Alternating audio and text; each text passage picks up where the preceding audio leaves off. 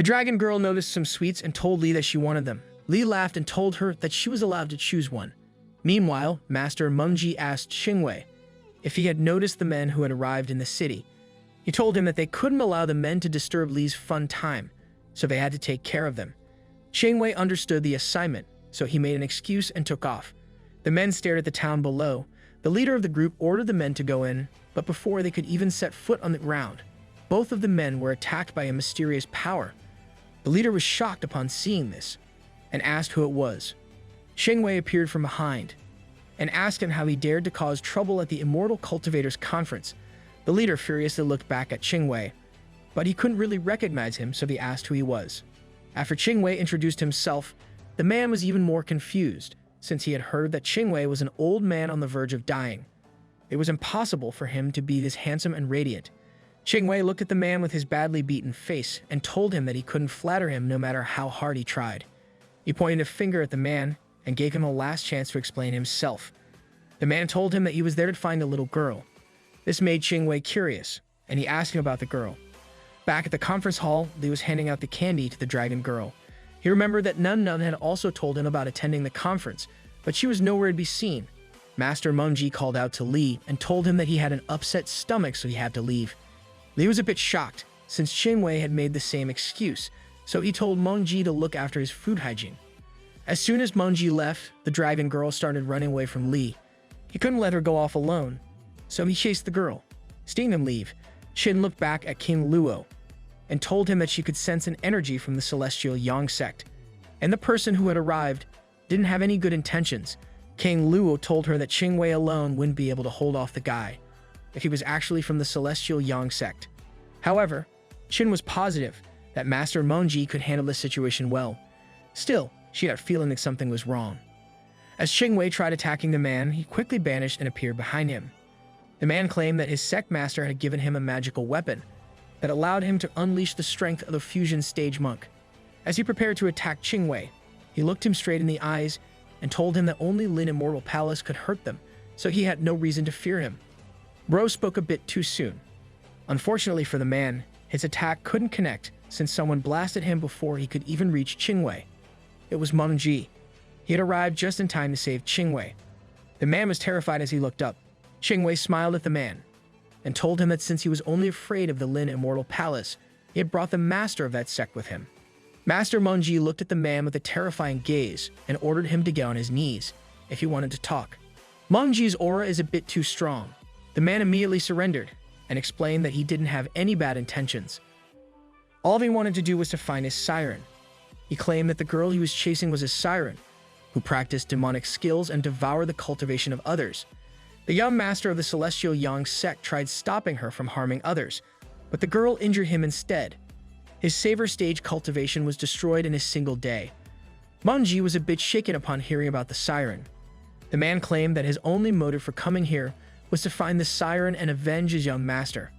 Mungji looked at Qingwei and asked him if they should let the man continue his search for the siren. Qingwei told him that it wasn't a big deal, so they could allow him. Mungji told the man that he could continue searching for the siren, but warned him about making noise and disturbing others. As they both headed back, Qingwei thanked Mungji for showing up to help him. Otherwise, he could have been in big trouble. Mungji advised him to practice hard, so he didn't have to rely on others for help. After they left, the man got back on his feet again. He didn't expect a god's test cultivator to appear in the town. However, he could still complete his mission if he found the girl, so he got back to searching with the rest of his team. On the other side of town, Mungji was telling Qin about the girl. He told her how she could devour the cultivation of others. Qin couldn't believe that such a terrifying technique actually existed in the world. Mungji told her that the celestial Yang sect wouldn't just lie about the girl, but since they had it sorted out, they had nothing to fear.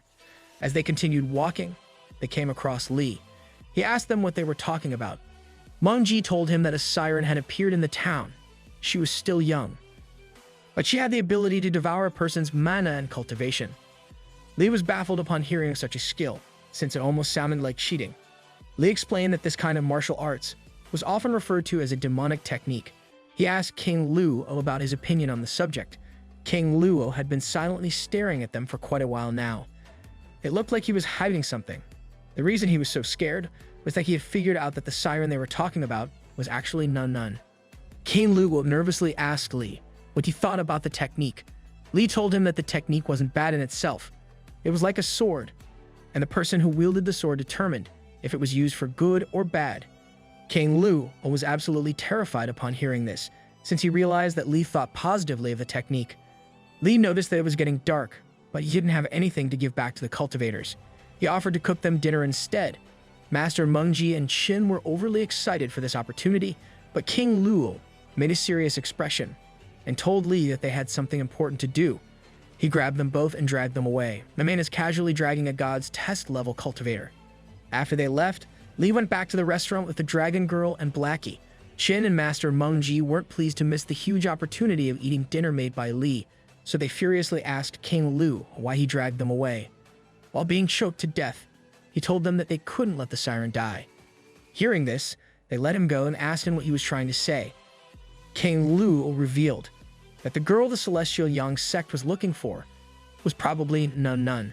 Upon realizing what was going on, Qin and Master Mengji were shocked beyond belief. Meanwhile, Nannan was hiding in a tiny house in town. She tried sneaking out at night to avoid getting caught. However, it turned out that the owners of the house had snitched on her. As soon as she left the house, she was surrounded by several men from the celestial Yang sect. Nannan didn't blame the owners of the house, since they were looking out for their own safety. The leader of the gang went after Nannan, but she dodged the attack. He ordered his men to follow and capture her. Nannan's plan was to enter the town and blend into the crowd, but before she could go any further, 2 more men blocked her. These men hit her with the secret technique of the celestial Yang sect.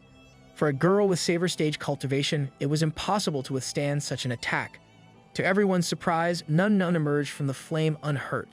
She had absorbed all the power from the attack. This made the men scared, as they couldn't believe their eyes. The group leader knew he had to do something himself. He threw a compass toward Nannan. The compass flew in the sky and made a strong barrier around them. Within this barrier, she could only use 10% of her power, while the members of the celestial Yang sect could unleash their powers at levels more than 100%. The group leader looked at her with a smile and told her that he would kill her gently if she agreed to give up her technique.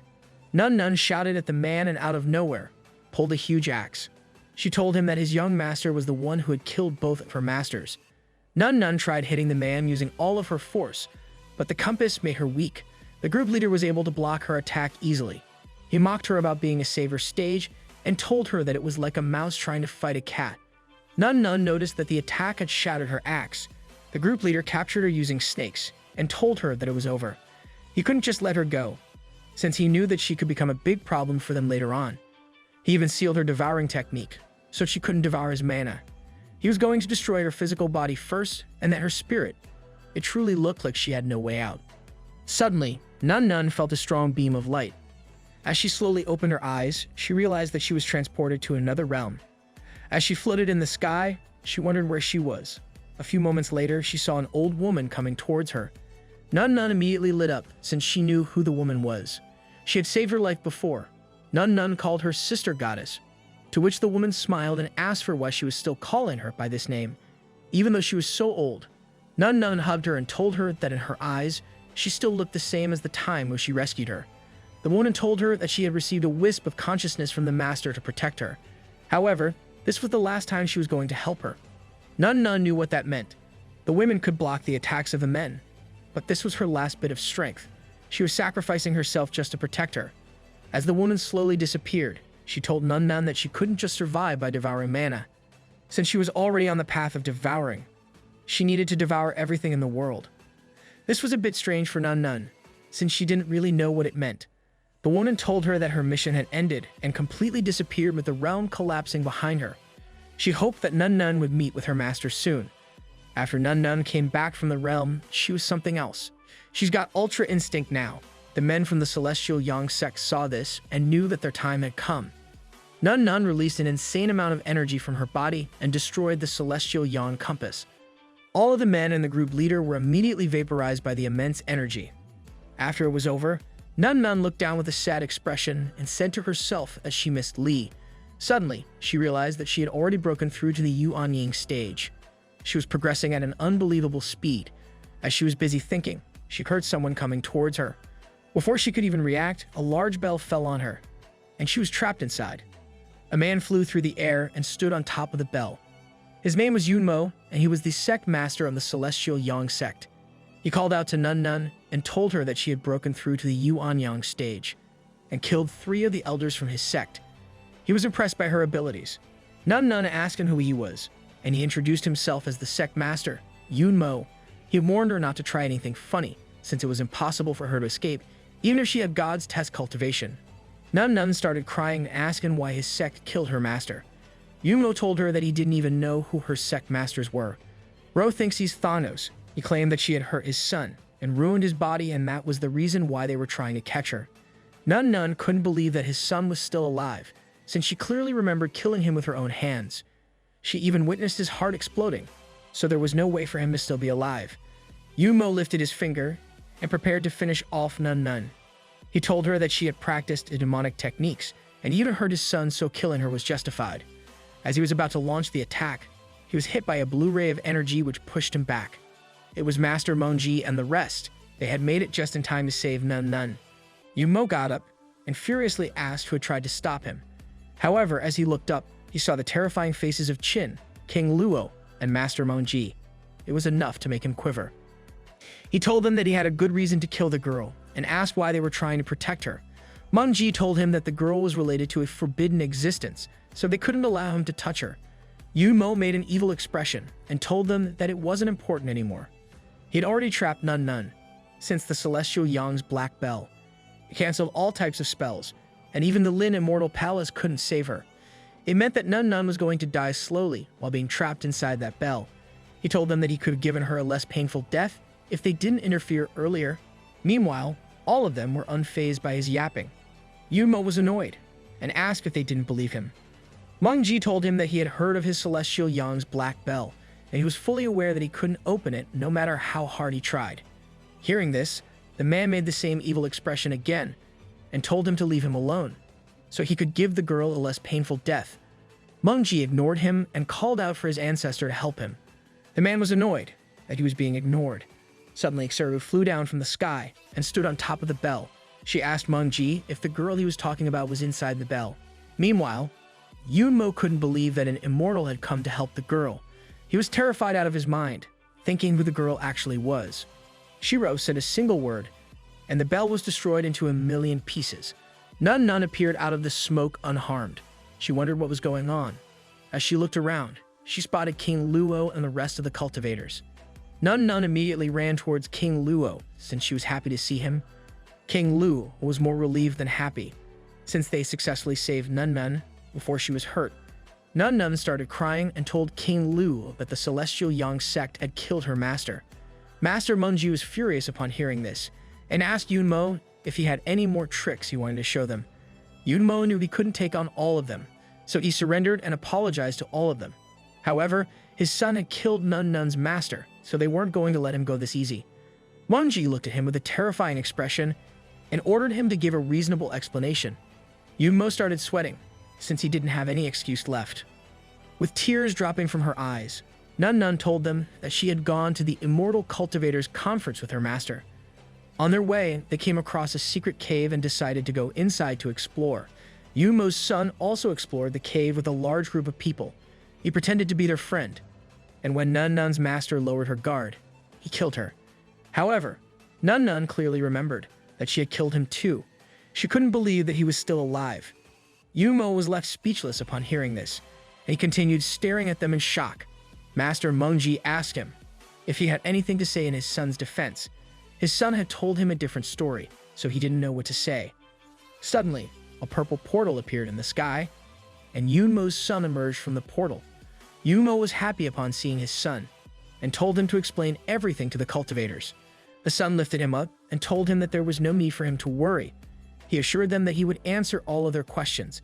As Yunmo got up, he asked his son how he was still alive, even though his cultivation had been destroyed and his body was crushed. Before his son could even answer, Yunmo noticed that something about him was weird. It wasn't his son.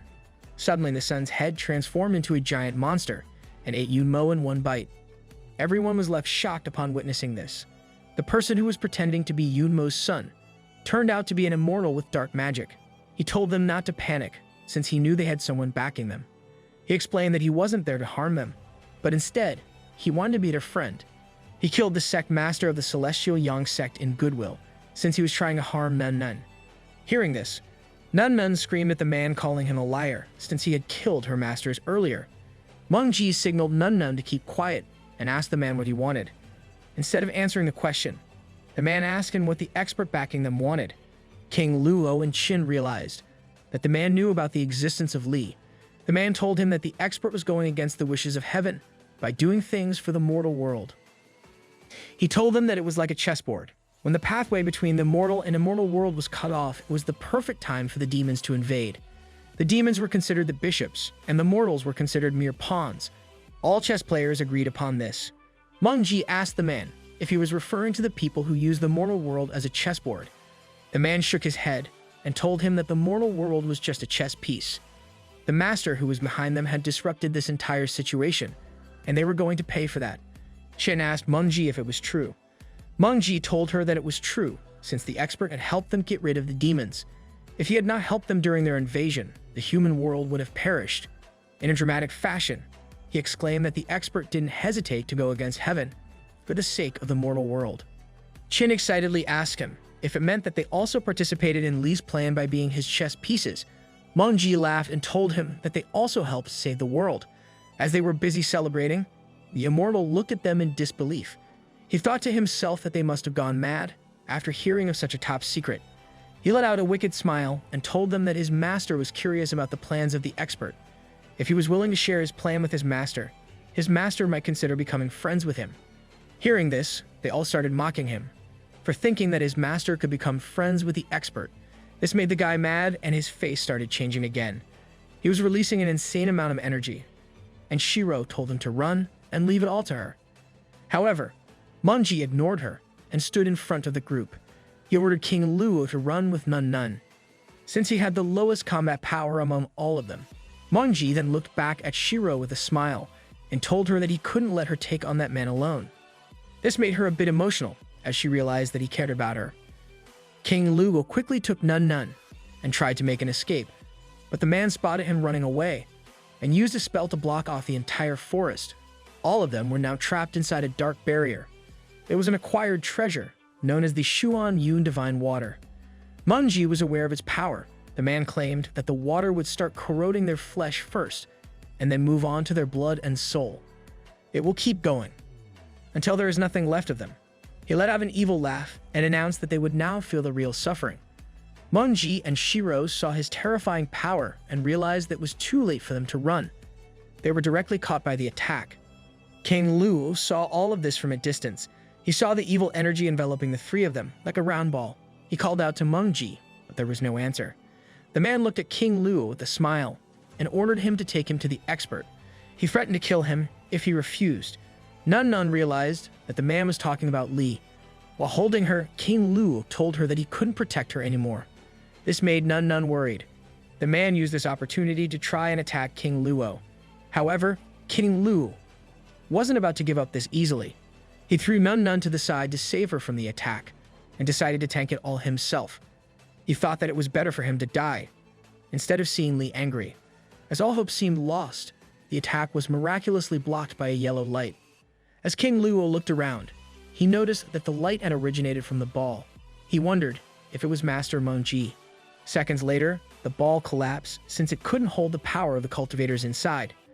Turned out that it was Shiro who had destroyed the ball with her power. She was using the celestial zither, owned by the Lin Immortal Palace. Qin explained that Li had already given them useful advice regarding the zither, which meant that everything was going according to his plans. King Luo was also relieved to hear that Li was still looking over them. The man realized that they were using a loudspeaker to amplify the sound of the zither, and that's what allowed them to escape his spell. He was impressed, but he wasn't done just yet. He started yapping about the Yuan Yi Divine Water, telling them how it had the ability to corrode everything. It seemed like he was getting ready to attack them once again. Qin told Shiro to be prepared for the attack. However, before the man could attack, they all heard a voice telling them to stop. The voice was directed towards the man. Qin and the others were confused about the source of the voice, but the man knew exactly who it was. The voice belonged to his master, and he was telling him to stop attacking and let him take care of the job instead. The The man assured his master that he could finish them off since he still had the shoe on water that he had given him. Mungji asked him if the treasure was not his. The man proudly explained that the treasure was given to him by his master. He told them that all of them would have died if his master had used the treasure in person. As he said that, he raised his right hand towards the sky and brought down the cursed rain that corroded everything. Bro just discovered acid rain. Away from all of this, Lee was watching the mountains through his window. He could hear the sound of the zither and wondered who was playing it so loud at this time of night. The sound was a bit too loud, so Lee thought that it might be uncomfortable for people who were trying to sleep. He had his earplugs with him, so he wasn't worried that much. As he was going back to sleep, he noticed Qingwei going back and forth in front of the gate. Qingwei was sweating with fear. He was aware of the situation that Mungji and the rest were facing, but he didn't know how to help them. He could also hear the sound of the zither, and it felt like someone was fighting for their life. Qingwei wondered if he could ask Li for help. However, he was scared to disturb his sleep. Qingwei decided to try it anyway. As he was about to knock on the door, Li opened it himself. He noticed Qingwei standing in front of the door and asked him if he also had trouble sleeping due to the sound of the zither. Li had earplugs, but he knew that the sound of the zither could disturb others, so he told Qingwei that they needed to educate the person. Qingwei got excited and asked him if he was going to help them. Li told him that he was going to teach that man a lesson. As Qingwei excitedly waited for Li to reveal his plan, he saw him pulling out a zither. All his excitement was gone as he realized that Li was going to play the zither. Li told him that he was going to give some guidance to the person by playing the zither. Qingwei thought that it was impossible, since the ancestors of Lin Immortal Palace had been practicing the zither for thousands of years. He lost all hope and was convinced that they were going to die. Suddenly, he heard a sound that he had never heard before. He was too shocked to react, but as he looked up, he noticed Li playing the zither. The technique was so good that Qingwei was teleported to the perfection realm. He saw a golden butterfly emerging from the realm and flying towards the mountain. Back in the forest, the situation looked even more dire. Nannan was trying to protect everyone by absorbing the water. King Luo told her that she couldn't do that, since the water was poisonous. If she continued absorbing it, she could die. However, Nannan couldn't let the man hurt them like he had hurt her masters. The three of them looked at Nannan with despair in their eyes. They knew that there was nothing they could do to save her or themselves. As all hope was lost, Qin heard something from afar. Master Mungji realized that it sounded like someone was snoring. It turned out to be Blackie. He's probably having some weird dreams. Li shouted at him and told him to stop being so loud. He then got back to playing the zither. This time, Master Mungji could hear the sound of the zither clearly, and he knew exactly who was playing it. The man communicated with his master and told him that they had found the expert they were looking for. His master ordered him to kill the cultivators, since they were useless now. The man happily obeyed the order and attacked them with all of his power. Before he could hit them, the golden butterfly flew in between and blocked the attack. All of them were equally confused by the butterfly's appearance. Master Mungji realized that it was the sound of Li's zither, so the butterfly must be sent by him. The man could no longer control the cursed water. Under the golden butterfly's influence, all the water was immediately purified. The cursed water had now been turned into healing water. The man wondered why the water wasn't listening to him. It slowly started enveloping him, like it was doing to the cultivators just a few moments ago. The man knew it was the end for him, so he started screaming out to his master and calling him for help. However, it was to avail, and the man completely vanished, with just his ring left behind. Master Mungji looked at the ring and wondered if the fight was over. Meanwhile, King Lu was worried about Nannan, since she was in a terrible state from all the cursed water she had absorbed.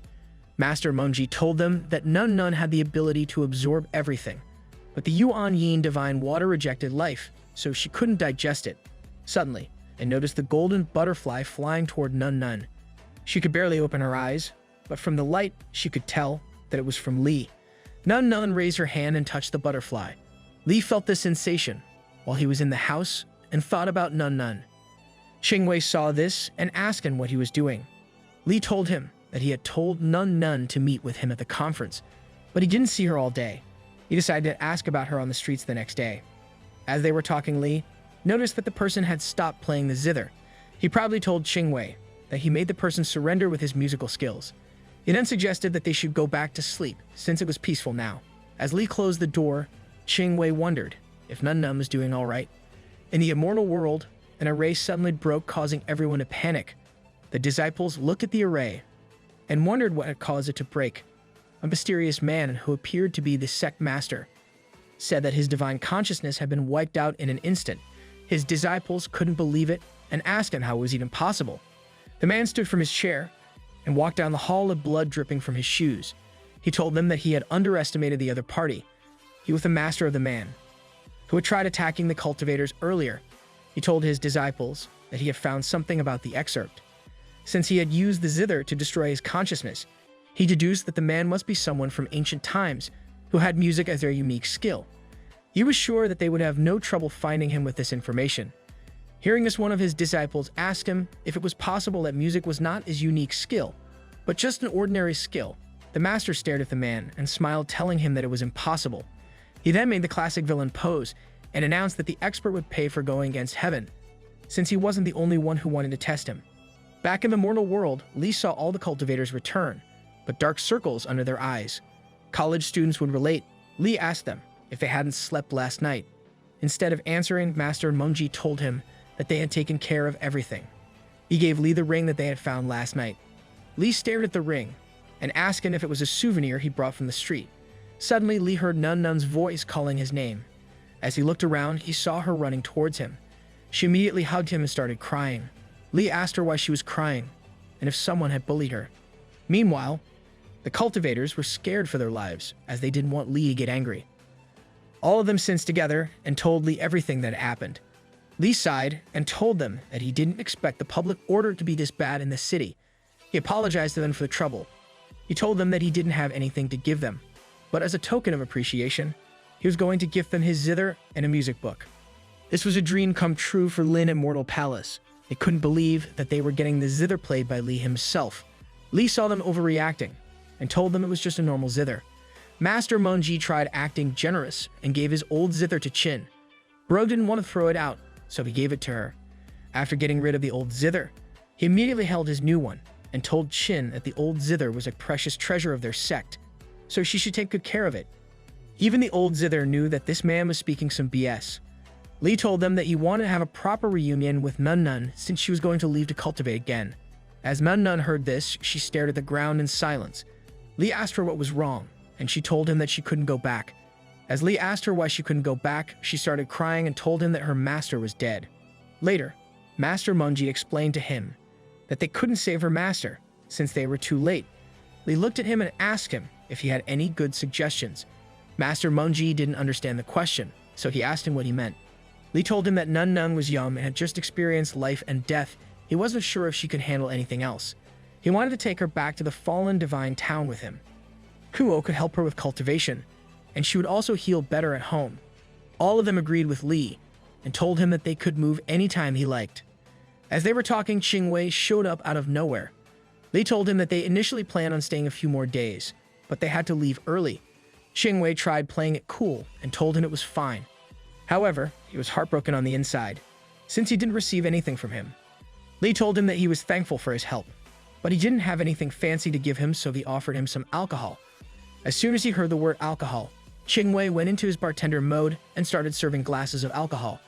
However, he chose the smallest possible glasses for everyone, and the largest one for himself. He smiled and told Lee that he loved alcohol. Lee told him that he figured it out by the size of his cup. After having some alcohol, it was time for them to leave. Qingwei accompanied them to the ship and watched them fly away. Mungji had told him that he broke through after drinking this alcohol, so Qingwei was positive that he would also have a breakthrough. Suddenly, he saw the thunderous clouds approaching. He had broken through from the fusion stage to God's test stage, and now it was time for him to endure the heavenly thunder. However, he wasn't scared, since he believed in the power of alcohol. Now all he needs is some car keys. On the boat, Lee was busy killing mosquitoes. He found it strange that there were mosquitoes on an immortal cultivator's boat. Nannan and the dragon girl were busy fighting over the tangerine, so Lee told them that they needed to share. Both of them immediately became best friends and divided the tangerine equally among each other. He smiled and told them to take a nap. As he was walking away, Nannan called out to him and told him that he had forgotten something. She took out the ring and handed it over to him. Lee took a close look at the ring and asked her if it was the same souvenir that Master Mungji had given him earlier. Nannan didn't know what souvenir meant, so she asked him what he was talking about. He told her that souvenirs were things that were useless, but people sold them at high prices. However, the ring was a gift from Master Mungji, so he was going to keep it. Just then, Shin walked into the room. She noticed Lee sitting there with Nannan. He was carving something on the ring. Shin asked him what he was doing. Hearing her voice caught him a bit off guard, since he was carving it to be a wedding ring for Dai Yi. He told her that he was going to change it a bit and give it to Dai Yi. It was the first time Shin had heard of a mending, an acquired treasure. She noticed that Lee had written something on the ring and asked him if he could show it to her. Lee got shy and told her that he couldn't show her. Shin said that she already knew what was on the ring. Lee had written a proposal for Dai Yi to marry her. He wondered if Shin had guessed it this easily. In reality, Shin thought that he must have carved a world of truth on the ring. After she left, Lee held the ring in his hands and wondered if Dai Yi was going to like it or not. Meanwhile, back in the immortal world, Lee Yoon had still not recovered from his defeat against Lee. As he was resting inside the room, his disciples stood outside and wondered if he had still not woken up. They said that it was embarrassing for Lee Yoon to lose to someone in a long-distance fight, despite Lee Yoon Palace being one of the best sects in the world. They wondered how someone could beacon like that. Lee Yoon couldn't listen to them any longer, so he opened the door aggressively and told them that he could hear every word they said. He got calm again and told them that they were making baseless allegations against him. He told them that he didn't faint due to a loss, but because he was practicing a new power. It was so strong that it could destroy the entire world, so he got some backlashes. However, he had perfected the power now, so they didn't have anything to worry about. Inside, he felt embarrassed by his defeat, as he didn't expect a human to be this strong. He decided to drink some Wan Mi-an Zhongling milk tonic to recover his body and fight back. Out of nowhere, they saw two huge rocks flying towards the palace. The disciples tried warning Lee Yoon, but it was too late. The explosion completely destroyed the building and left Lee Yoon covered in smoke. As he looked up, he saw two enormous divine cows who were demanding his presence. He nervously asked them why they were at his palace. The cows screamed at him to give them back their son. Lee Yoon didn't know what was going on, so he told the divine cow that it was all a big misunderstanding, and he didn't have any of their children.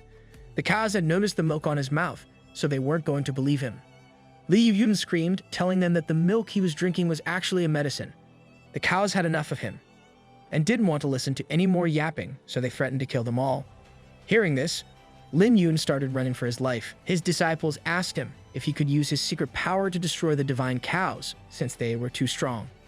They told him that if he didn't kill them, they would destroy the entire palace. Lim Yoon knew that he had to do something if he wanted to save his sect. He turned back to stare at the massive cows. One word from his mouth was enough to stop 10,000 troops. Suddenly, he started screaming and everyone wondered if he was casting some spell. In reality, he was on his knees begging for his life.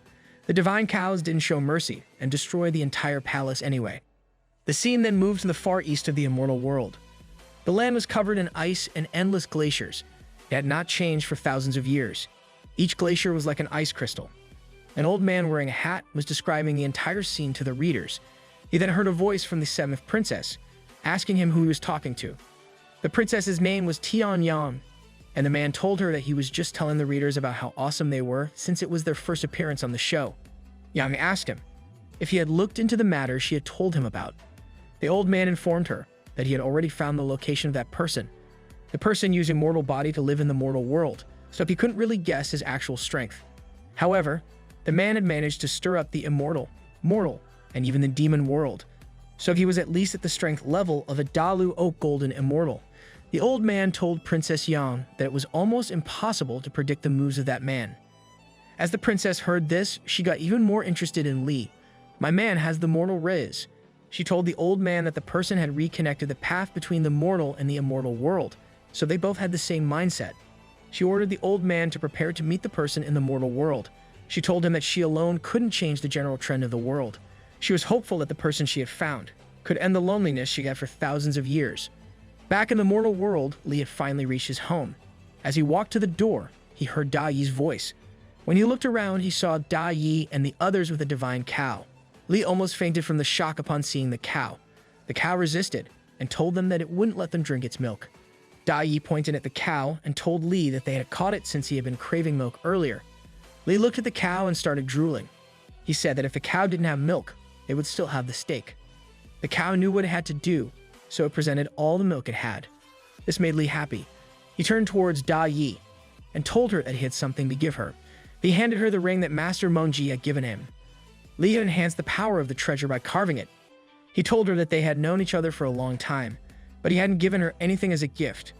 Da Yi looked at the ring and was in disbelief.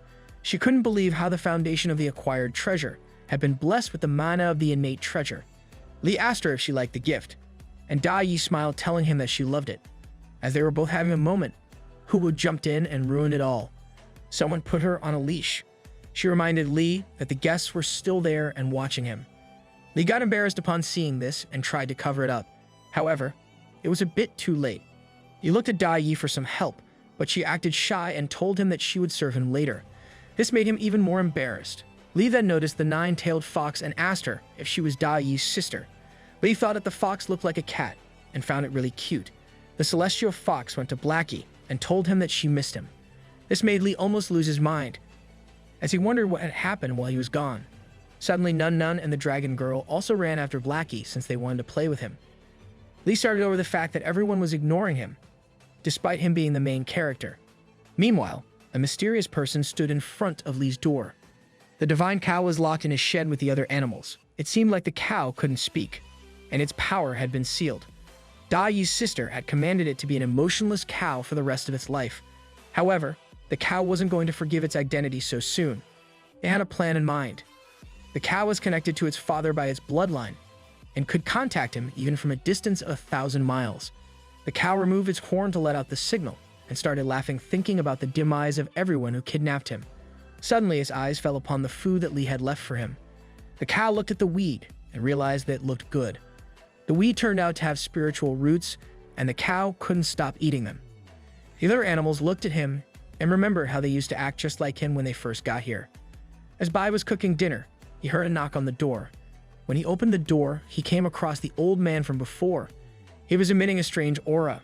Before the man could say anything, Bai shot him with his laser and closed the door. The old man went back to the princess and told her that he encountered a spiritual artifact on his way to the person. The princess told him that it was their fault, since they already knew that the person had an extraordinary identity, and still chose to meet him using a clone. The old man told the princess that he would personally visit the person and show him his sincerity. Bai had just got back to cooking when he heard someone knocking on the door again. He opened the door and found the same old man standing in front of him. The old man apologized for before and told him that he was just passing by.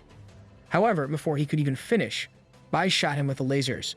After the smoke cleared, he saw the man bowing on the ground, saying that the expert lived in the world as a normal person. He told Bai that he was just an ordinary robot. He then pointed at Blackie and said that he was just an ordinary dog. Bai realized that the man understood their rule, so he calmed down. Just then, Li walked in and asked him who was at the door. The man told him that he was just passing by when he noticed his ordinary house. He was intrigued by how something could be so ordinary in this world. Ro was taking it too far. The old man even called Li an ordinary man. This made Li furious, as he wondered why the man was being so rude. The man thought he was doing an amazing job with his acting. The Dragon King recognized the old man and walked over to greet him. The old man's name was Qinghe. He looked at the Dragon King and asked him what his identity was inside the house. The Dragon King told him that he was the carp spirit. The old man started laughing and called him an ordinary carp spirit. After meeting him, he looked around and noticed that the yard was filled with amazing treasures. He couldn't help but appreciate them, but since he was still acting, he started calling them ordinary. This made the Dragon King lose his temper, and he grabbed him by his collar. The old man was confused, since he thought that the expert loved it when people told him he was ordinary. The reality seemed to be a bit different, since Li was totally devastated by hearing all those insults. He started walking towards the kitchen and told them that he was going to get some snacks. The old man wondered if Li was too happy since he acted so well. After he was gone, they started talking about their past. They used to be friends in ancient times. Back then, the Dragon King used to be a wild dragon prince, and Qinghe was just a small official in the Star Realm. They had no ambition and did all kinds of bad acts. As they continued talking, they realized that their past wasn't that great, so they stopped discussing it any further. The Dragon King asked him why he was in the mortal world. Qinghe told him that he was working for the 7th princess these days in an attempt to restore the glory of the ancient days. The Dragon King couldn't believe that the 7th princess was still alive. He told him that when the world started changing, the Dragon Clan closed the Dragon Gate. This closed them off from the outside world. The old man told him that he was very lucky. The Dragon King made a serious expression and told him that he couldn't imagine what must have happened for him to say something like that. The old man told him that he didn't want to recall the tragic moments that occurred back then. As the world started changing, the demon sect rose to power. They cut off the foundation of Buddhism. To keep things in order, the immortal world made its move. They decided to sacrifice one world to save the other, and so a war broke out between people who wanted to sacrifice the mortal world and those who wanted to unite with the mortal world. This conflict increased the exhaustion of the spiritual power between the mortal world and the immortal world, and it eventually caused the destruction of the path between both worlds. Suddenly, the dragon girl jumped into the conversation and asked the old man if the leader of the demon sect was called Wu Tian. The old man was surprised and asked her how she knew about that. The dragon girl proudly revealed that Li had told her about it. She also knew about the Tathagata Buddha and the Monkey King. The old man couldn't believe what he was hearing. The Dragon King asked him why he was acting that way. He told him that it was impossible for other people to know the events that took place apart from the seventh princess. This also shocked the Dragon King, and he asked him if the incidents in the book Journey to the West actually happened. The old man screamed at him and asked him what Journey to the West was. Li saw him shaking the Dragon King from a distance and wondered what the two of them were trying to do. The dragon girl pulled out the book and told him that it was a book that was sold on the streets for 15 cents. She pointed at Nannan and told them that she knew what Li's purpose was. Nannan made an innocent expression and told them that Li wanted to go against heaven. This was too much for everyone to take, and they stood there with their mouths wide open. After thinking about it, they realized that it did make sense. Huo and Dai Yi were also hearing this conversation. Hu said that Li had always wanted to change the general trend of the world. Dai Yi told her that she didn't care about the trend. All she wanted was to follow in his footsteps. The Dragon King and the others were also excited and announced that they would serve Li in going against heaven. The Dragon King saw Li approaching and told him that he was just catching up with his old friend. Li was happy that more and more senior cultivators were showing up at his house. It made him feel safer. As Li served them tea, everyone looked at it like it was some rare treasure. Before they could start drinking, Li remembered that he had brought back a seed, but still hadn't planted it yet. As Li began planting the seed, Dai Yi asked him what type of seed it was. He explained to her that it was a gourd seed. The seed was not in good condition, so Li assumed that it would probably take about 1 or 2 years for it to mature. He wanted to use the ground to make wine, but the seed could take a lot of time. Just then he had an idea. He grabbed a container with some ripening hormone inside. He told them that the hormone could speed up the process of maturation for the seed. The Dragon King wondered if it was possible to accelerate the ripening of a seed. The old man told him that he must have misunderstood, since the seed was of an innate spiritual root. For it to grow properly, it needed conditions similar to the ancient world, and probably over 1,000 years. The Dragon King told him that they couldn't say anything right now, since the seed was being planted by Li. The old man was a hater, and didn't believe in Li's aura. He still believed that the seed could not mature at a faster rate, just because of that hormone. As he was busy yapping, the Dragon King pointed at the seed and told him to look. It seemed like the seed was about to break through the soil. This hit the old man hard, and he couldn't comprehend how this could happen to a seed with an innate spiritual root. However, it didn't stop there. The seed continued to grow and even started producing seeds. Li nervously smiled, saying that he didn't expect the results of the ripening agent to be this good. He told them that the hormone could only be used on ordinary agricultural products, and it wasn't that great. The old man almost died hearing this, since there was nothing ordinary about the whole thing. The Dragon King announced that they should use the ripening agent sparingly, since they only had 1 bottle. Li revealed that he didn't have 1 bottle, but an entire barrel. The cultivators realized that it was enough to fuel an entire backyard. As they were trying to grasp the absurdity of the situation, Li told them that they needed to dilute the solution before using it, so technically they had 10 buckets of it. Li had received the bucket as a gift from the system. He didn't expect the seeds to react so positively to this world. Later, the Dragon King, Run, and the old man sat together at the table to drink tea. The Dragon King told them that he wanted to be a cow in Li's backyard. His only job would be to produce milk, and he would get to live in this place forever. Immortal Run told them that he wanted to be a bee so that he could also practice his swordsmanship while staying in this place. My man doesn't know how bees work. The old man told them that they were both going a bit too far, as he would be satisfied with just being a weed in the backyard. After hearing this, the two went even lower and told him that they wanted to be the dirt. As they were arguing, Blackie called them out and told them to look at the soil under their feet. He asked them if they really thought they deserved to be here. This humbled the three of them quickly, and they apologized to the ground for disturbing it. In the immortal world, Master Pei and Immortal Gu were waiting for Chief Gu. Master Pei asked Immortal Gu if his grandson was lost. Immortal Gu laughed and told him that he must be excited to come here, so he might be taking his time to dress up. Suddenly, the door started shining, and Chief Gu entered the immortal world. He looked around, but the place didn't seem that great. He was disappointed and asked his ancestor if this was the place for receiving people in the immortal world. They screamed at him and told him that the place didn't even look like the immortal world. He had passed by the place tens of times, but he never realized that it was the immortal world. He asked them if there was a reward for ascending to the immortal world or flying to the divine lake. Master Pei pointed at a pit and told him that it was the lake. This made Chief Gu even more disappointed. Bro got scammed. Immortal Gu tried to lighten up his mood and told him not to be so sad, since it was the day of his ascension. Master Pei told him that life in the immortal world was plentiful, and he would find out soon enough. They took him outside and showed him the remains of the Li Yuyun Immortal Palace. They told him how he tried stealing milk from the divine ox and kidnapped their son. Chief Gu laughed, asking him who would do such a thing just to get milk. Master Pei told him that he would show him the senior immortal if they came across him.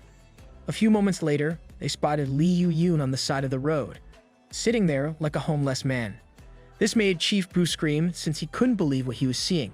Li Yuyun asked them what they were talking about, and they all acted like they weren't discussing the details of his life just a few moments prior. As they traveled back to the mortal world, Li Yuyun explained how he was getting punished for sending a painting to Li and provoking him. Chief Gu told him that he was willing to ask for forgiveness on his behalf. Li Yuyun started crying and asked them if it was the consequence of angering the expert.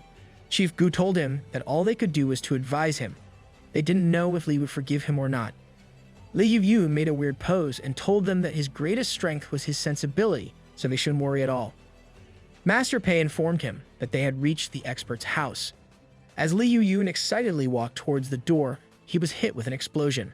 When he looked up, he saw the divine ox standing in front of him. The three of them were scared out of their minds.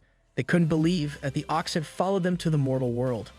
The divine ox announced that it was going to destroy the entire mountain and kill all of them. Master Pei knew that he couldn't let the ox destroy Li's house. He told the ox that they would give Li Yuyun to him, but he can't destroy the mountain, or it will be the end of the world. The divine ox was confused about why he was trying to save a mountain in the mortal world. However, it didn't care about anything, since all it wanted was to kill them. As the divine ox tried hitting them, it realized that its attack had no power. It somehow got cancelled before it could hit the men. Suddenly, the divine ox heard a voice calling in a little monster. It looked back to see a small dog sitting on top of him. The dog was Blackie, and he told the ox that his son was being kept at his master's house. He told the ox that he came at the right time, since his son's milk wasn't enough for all of them. The divine ox couldn't endure this disrespect, so it tried hitting back. However, it had no effect on Blackie. He simply hit the ox with the palm of his hand and turned it into an ordinary ox. Blackie then grabbed the divine ox by its tail and dragged it towards the house. The three of them peeked from the door as Blackie walked inside the house, and they spotted them and thought that they were just some guests. He asked them if they were the ones who had brought the ox. They were initially hesitant to answer, but when Blackie looked at them with anger, they immediately spoke up. Master Pei started stuttering and told him that it was just a small gift from all of them. He then introduced Li to the senior immortal Li Yuyun. He told him that he was the guy who had sent the painting. Li Yuyun was lost for words. He started sweating and told Li that he only fought him due to his foolishness. Li told him that it was all fine and his painting wasn't that bad. He told them to sit while he took care of the ox. As Li dragged the ox towards the shed, the baby ox was having fun with the celestial fox. He spotted his father and immediately ran towards him. As both of them hugged, they realized that they were now locked inside the shed. Li threw in some more grass and left. The father ox made a serious expression and assured his son that he would take him out of this place. He was stunned to see his son ignore his motivational stance and start eating the grass. He decided to try the grass for himself. As soon as he took one bite of the grass, his entire personality changed and he forgot about escaping. He told his son that it was a blessing for them to eat such good food. They had to try their best and produce as much milk as they could to make the master happy. Meanwhile, Li was serving alcohol to the guests. He noticed that all of them were enjoying the alcohol, except Li Yuyun, who was sitting silent at the table. Li asked him if he wasn't going to drink the alcohol. Li Yuyun told him that he was ashamed to drink, since he had offended him before. Li smiled and told him that there was nothing to be ashamed of. Inside, he was thinking about how the senior immortal was provocative and aggressive during the battle, and now he was tamed thanks to his painting. He felt proud of his accomplishment. However, he could see that Li Yuyun cared a lot about winning and losing. He asked him what he thought about his painting. Li Yuyun told him that his painting was perfect, as the artistic characterizations were on full display in his painting. It wouldn't be wrong to say that he made the painting come alive. Li told him that he was asking him about ways to improve his painting. This made all the guests scared, since they didn't think that his painting could be improved further. The rain suppressing the fire dragon made the painting seem perfect. Li Yuyun told Li that if they made another stroke, it would be too much, and if they erased something, it would take a lot from the painting. So in other words, no improvements could be made in the painting. Li took out a large canvas and placed it on the table. The guest wondered if he was going to paint. During his battle with Li Yuyun, Li created a thunderstorm that suppressed the fire dragon. However, the fire hadn't died down completely. It started evaporating the rainwater, and the fire dragon was back in the fight. Li told them that fire and water seemed to be incompatible, but they could also merge with each other. Fire could melt glaciers to make water, and water could also turn into oxygen and hydrogen to fuel fire. They suppressed each other, but at the same time, they helped each other grow. He then quoted a famous saying which said that if only yang existed, there would be no birth, and if only yin existed, there would be no growth. Li told them that a person's paintings showcased their understanding of the world, and if they didn't feel like they were enough, it was time for them to grow. He advised Li Yuyun that he shouldn't care about winning or losing if he loved painting. Li Yuyun realized that Li's words had just summarized the way of existence between heaven and earth. He knew that if anyone could beat Li, it was Li himself. Hearing this, Li couldn't help but feel shy.